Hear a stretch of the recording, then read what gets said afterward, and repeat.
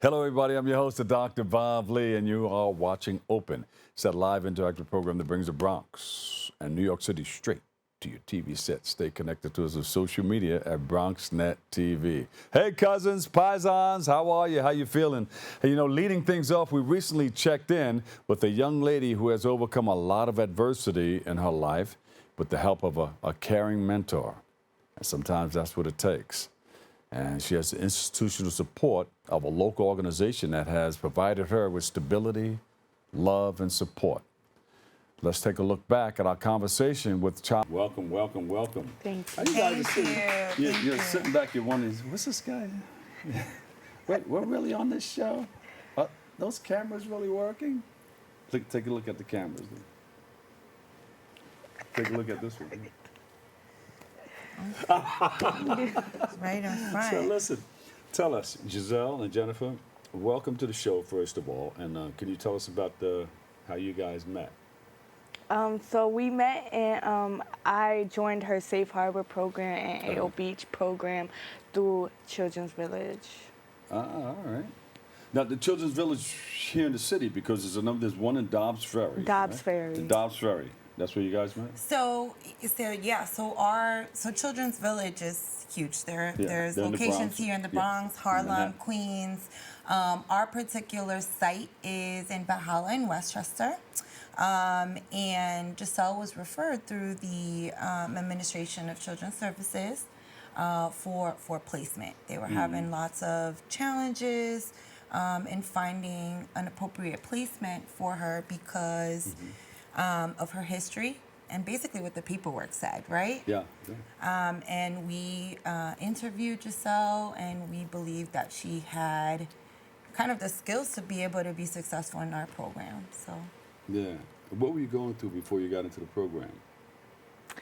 I was just going through a lot of family trauma, and before I actually went to Miss Jen's program, I was in foster care since I was 8 years old, so it was a lot of trauma.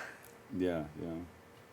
And so once you got into the program, it just opened up a whole nother world for you, right? Yeah, I mean, it took some time because it was an environment at first I did not want to be in, but I grew a lot.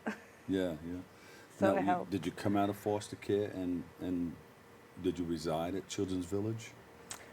So I still reside at Children's Village, but I am living independently and I do have my own apartment. All right, beautiful.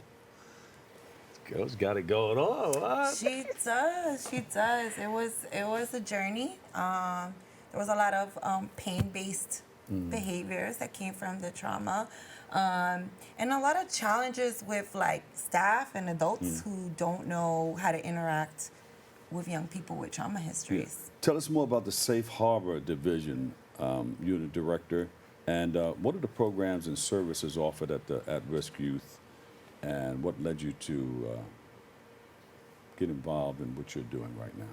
Yeah, so the Safe Harbor Division through Children's Village encompasses various programs, particularly those that focus on doing work with young people who have experienced trafficking and commercial sexual exploitation, complex sexual trauma.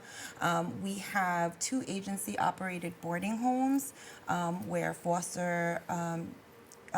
young people from foster care can come, they can reside, they receive treatment, they receive access to other kind of services and supports with the goal of having some sort of permanency or stability. Under Safe Harbor Services, we also do therapeutic groups in the community, and I oversee a teen, runaway, and homeless youth shelter. And tell us about the psychoeducational program. Yeah, so back when the Safe Harbor legislation was passed, we were asked to create services, to provide services for this particular population with funding received by Westchester County. And I developed a 16-week research-based curriculum. And we do that in the local community. We make sure young people get transported there. And we provide psychoeducation and treatment on all kinds of topics that create vulnerabilities for exploitation. So how has it helped you so far, emotionally and, you know, psychologically and, you know, just getting your life together? It's a wonderful thing knowing more or less where you want to go, right? Yeah. I see you. You're on TV with us. So I know you guys are working together already. You got a plan Yeah. to continue doing this? Definitely. All right. Definitely. So I could say it helped a lot mentally Uh-huh. to understand the situations that I was in the past instead of always getting aggravated, not Oh, understanding yes. what the situation was really about and not listening to others and what others have to say. And now I just take accountability more often and I would say I'm not as aggressive as I used to be, so it helped. Well, let me turn you on to a secret.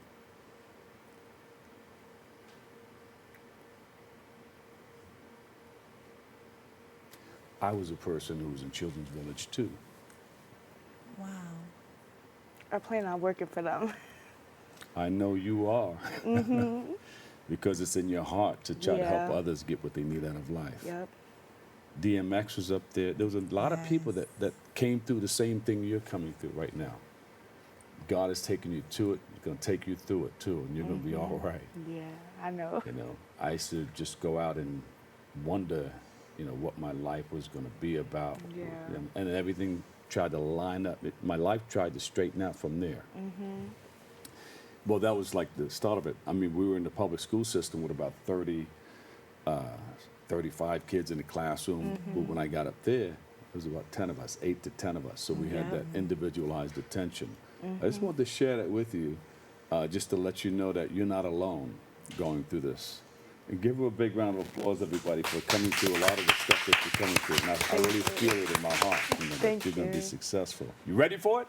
Oh, I am. All I right. am. I definitely am. That's what I'm talking about, yes, because, you know, things don't have to stay the same, you know. Yeah. You know, You got to growing be up- the change. Yeah, you Yeah. know, I was like you. I was, you know, I don't know if you were like, but I was hard-headed, didn't want to listen to Yeah. anybody, and I didn't care about myself, and I didn't. So if I didn't care about myself, why should I care about anybody else? Right. And when I see that while I'm visiting schools or in a person, that's the danger right there. That you don't care about yourself, you don't care about anybody else around you. So it becomes very, very dangerous. So what's next from here? Where are we going? You know? Yeah, so Gyselle has been doing a lot of great things in her youth advocate role. So like you said, she's a published essayist. So she wrote... You're on a roll. All right. Yeah, she I'm wrote a doing story things. about her history to inspire other people, and kind of similar to what you're doing in terms of saying, hey, you're not alone, and That's you right. don't need to be perfect to speak out and speak up on the needs of this population and young people like myself. We recently went to Albany to a conference with the Office of Family and Children's Services where she got to speak some truth to power. What? Yeah, she got to give insight on programming and things that need to change systemically to support young people like You herself. making moves? Yeah. Yeah, I am. Definitely. That's what you have to continue to do. Yeah. And we're all with you 100%. All right. So you went up to Albany. You did that. Any changes? Anybody said, you know, hey, I'm going to try to help you do what you need to do to help you become successful? It's in the works. It's in the It works. works. Yeah, Yeah, it's she, I love it. she provided some really great feedback Uh-huh. in terms of programming, in terms of, you know, the needs of young people and what would be most effective in those kinds of environments. Yeah. Beautiful, beautiful. Yes. I'm loving it. You know, you should get together with the CEO of Children's Village and have her speak at one of their galas. Who? Jeremy? Yeah. Jeremy Kahumban? Yeah. Jeremy. Yes, she is. Bring her in there, Jeremy. That's right. That's right. You ready? And she wants, Jeremy, she wants a job up there too. So Yeah. maybe you can line that up for her. Yeah. Yeah. We love Jeremy. Jeremy's a cool guy. too. Amazing. Yes, amazing leader. Yes. So for other people working in the child welfare system and for our audience generally, what do we get wrong about the system and the kids it serves? I think I'll start off by saying that young people are more than the referral materials that you get, right? These psychologicals and psychiatrics, they're more than the worst moments in their life. And without being given proper opportunities, even in the process of their healing, you're not going to see that growth. Yeah. And also in child welfare, I think people need to really understand how trauma affects behavior, and check in with their judgment and their biases, because I think that perpetuates a lot of negative attitudes and stereotypes to young people who are struggling. Yeah. And Gyselle, she knows about that. She says, hey, I'm out here now. Gyselle, why did you make the choice to be so open about your wonderful experience? I mean, I'm saying wonderful because you came out of something into something else. Yeah. I decided to be open about it because I advocated for myself in the past, and I was being annoying about it. But I got my way by advocating. But you know how to get your way in another way now. Yes. So now it's like looking back at everything I've been through in different group homes, different settings, seeing what I've been through, seeing what my other peers been through, I just feel like there need to be a change, and nobody's speaking up about it, so might as well me be the change. Let's jump up and do it. Let's jump up and do it. So do you guys have a website where we can continue following you guys? Because we're going to go to the page and see both of you guys up there, right? We are in the works of creating a Safe Harbor, hopefully Instagram page in the future. Yeah. But Children's Village does have a website where you can find out more about Safe Harbor services. And what is that? We got to put that up? I see it in small print. Yeah, right there in the bottom www.childrensvillage.org. there you go. Yeah. All right. You guys ready for the next episode? Because we're going to continue following you guys. You know that, right? Yes. And you're always welcome to come back. Oh, I will. All right? I will. We're partners? Yes. I've been through what you've been through. I didn't know that. Yeah. I didn't know that. has been there. A lot of other people, too. I'll share with you another time. Yes. How do you say Mikasa? Mi casa es su casa. casa. Mikasa is tu casa. Yes. Same Thank to you too. so much. Thank you. Wait, don't get up yet, Okay. because look, you're still on TV. Oh. Everybody wait. You want to shout anybody out before we go? Shout out my mother. Oh, yes. all right. Mom, what's up, Mom? Shout out my Safe Harbor team, my Powerhouse team.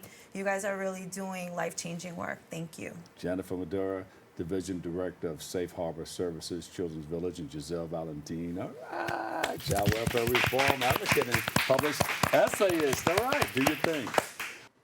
And we appreciate everything that Jennifer Madera and friends at the Children's Village are doing to provide a place to call home for youth.